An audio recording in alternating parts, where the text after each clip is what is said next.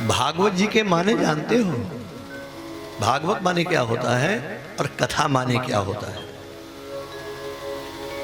भा कहते हैं भक्ति को, गा कहते हैं ज्ञान को, वा कहते हैं वैराग्य को, और ता कहते हैं तत्व को।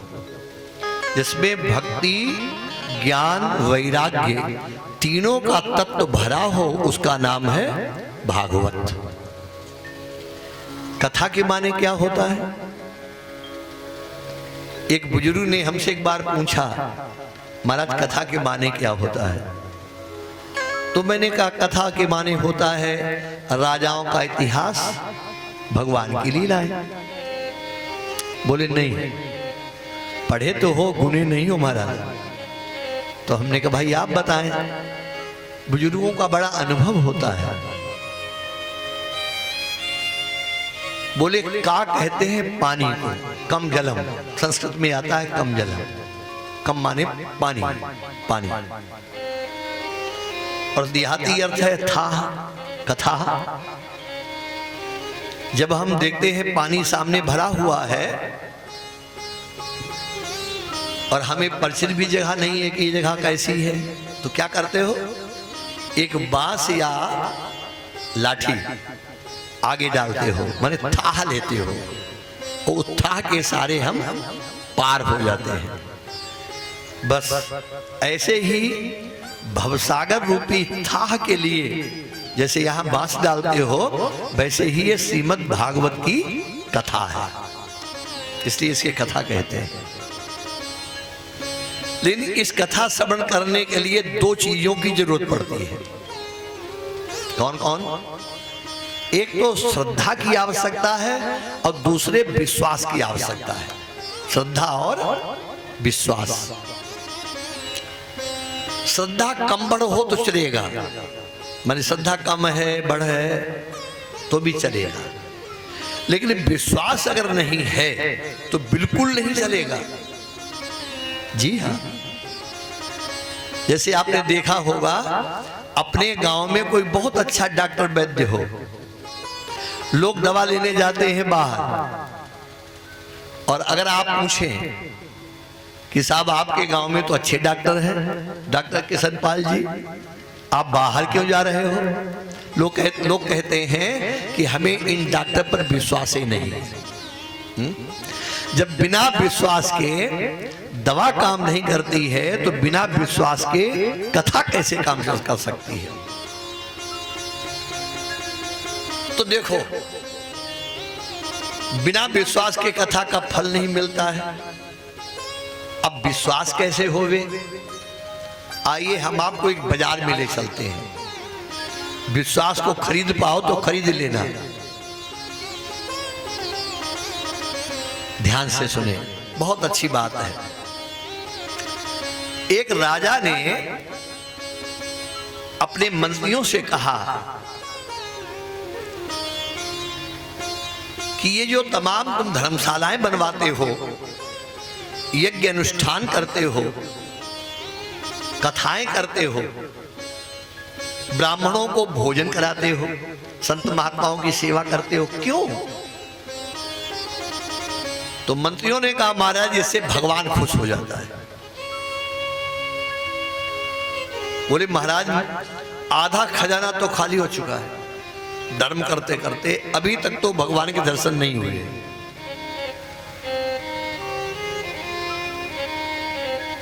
देखो सुन लो, अब मैं एक नया पैसा खर्च नहीं करूंगा, खजाना बंद, जब तक भगवान हमको दिखाई नहीं पड़ेगा।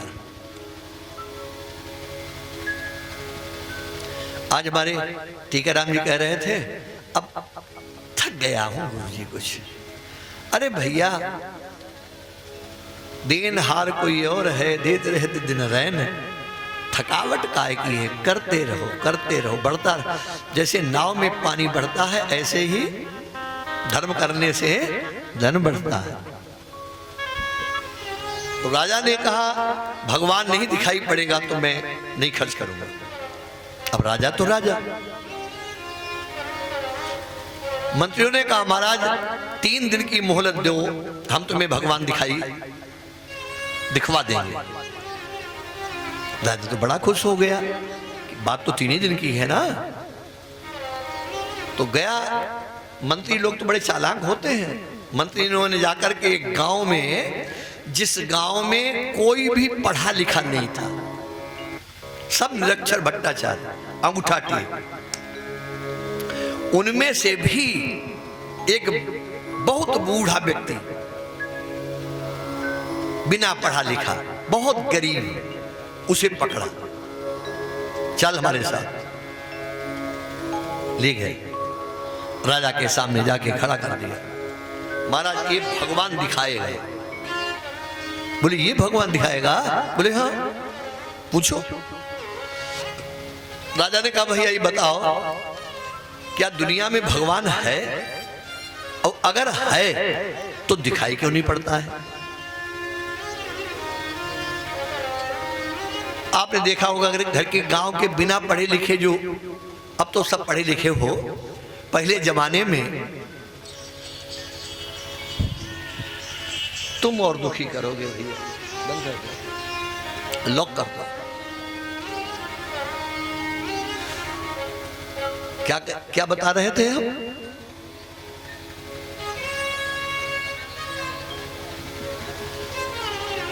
आज के जमाने में तो अलग, पहले जमाने की बात है ये। एक किसान को पकड़ा, बिल्कुल गरीब, निरक्षर भट्टाचार्य, लेकर के गए और राजा के सामने खड़ा किया। तो राजा ने पूछा भगवान है तो दिखाई क्यों नहीं पड़ता है? अब उस किसान ने जवाब क्या दिया? बोले महाराज हमें आप कुछ मूर्ख लगते हैं, बिना पढ़ा लिखा। आपने देखा होगा बिना पढ़ा लिखा व्यक्ति जो देखता है वो बोल देता है, तो उसे फांसी पर चढ़ाओ तो चढ़ा दो। राजा ने कहा तुम्हें हम मूर्ख लगते हैं? बोले नहीं महाराज, महामूर्ख लगते हो। क्यों? बोले मैं 12 कोस चल के आया हूं महाराज, हम गरीब हैं, लेकिन हमारे दरवाजे जब कोई आ जाता है तो सबसे पहले हम कुछ जलपान की बात करते हैं। भाई चल करके आया है, हारा थका है, प्यासा होगा।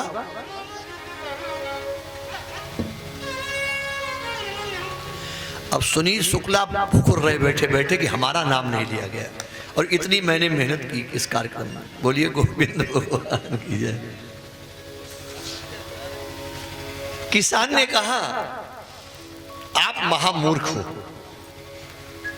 राजा ने कहा विचार किया, बात तो ठीक कहता है। बोले भैया क्या खाओगे, क्या पियोगे? बोले मैं दूध पीना चाहता हूं। राजा की आज्ञा हुई, सोने के कटोरे में भर के दूध लाया गया।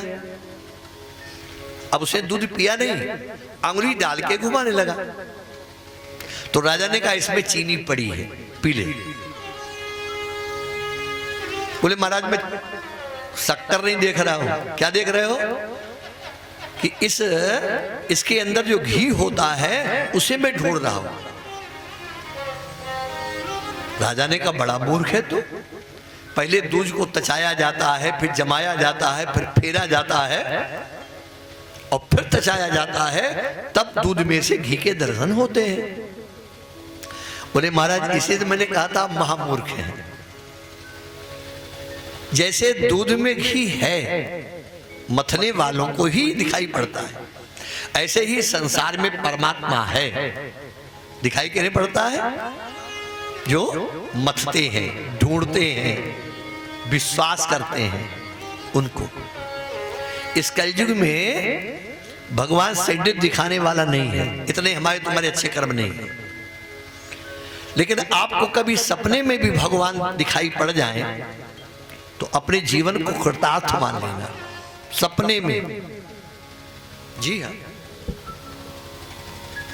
स्वप्न में ही। और अगर आप कभी बहुत कष्ट में हैं, बहुत दुखी हो रहे सपने में, कोई हमें काट रहा है, कोई हमें मार रहा है, कोई हमें नोच रहा है, ऐसा अगर मालूम पड़े तो समझ लेना कि ये तुम्हारा पुण्य का प्रताप है, जो तुम्हें नरक भोगना था उस नरक से तुम बच गए। यही भोगवा करके भगवान ने तुम्हें बचा लिया।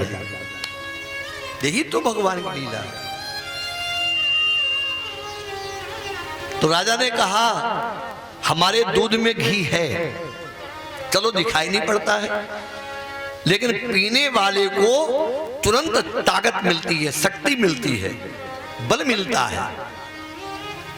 तुम्हारा भगवान क्या करता है? बोले महाराज आपको इतना भी ज्ञान नहीं है।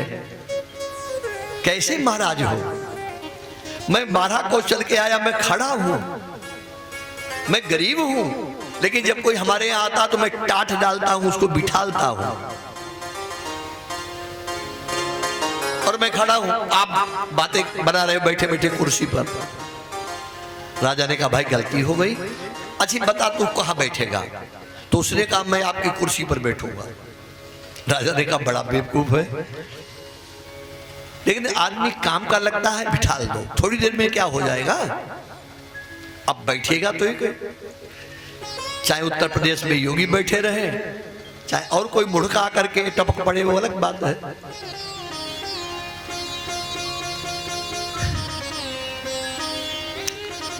राजा ने कुर्सी छोड़ दी और उसको बिठाल दिया।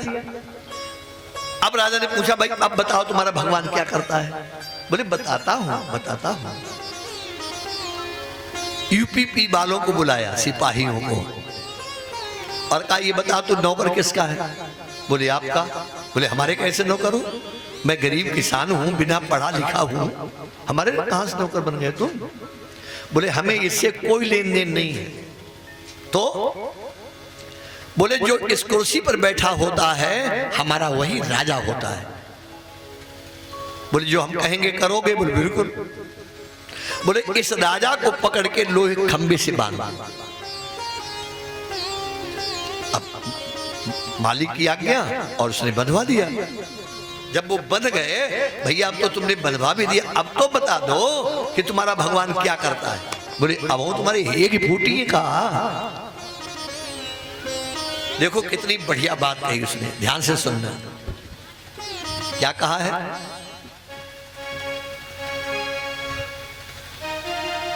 क्या कहा? ओहो 74 वर्ष का हो गया हो तो भूलने लगा। अब ये कथा चौहान साहब करते हैं। है बड़ा नाम परमेश्वर का, है बड़ा नाम परमेश्वर का, वो जो चाहे कर सकता है। क्या कर सकता है? राई को पर्वत करता है, राई को पर्वत करता है, और पर्वत को राई बनाता है। राई को पर्वत करता है, राई को पर्वत बनाता